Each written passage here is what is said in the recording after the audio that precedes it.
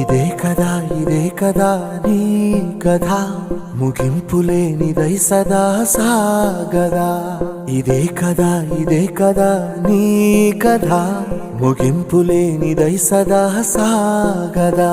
నీ కంటి రెప్పలంచున మనస్సు నిండి పొంగిన ఓ నీటి బిందువే కదా నువ్వెతుకుతున్న సంపద. ఒక్కొక్క జ్ఞాపకానికి 100 ఏళ్ల ఆయువుందిగా, ఇంకెన్ని ముందు వేచనో అవన్నీ వెతుకుతూ పదా.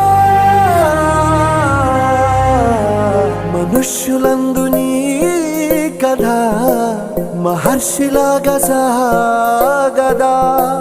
మనుష్యులందు నీ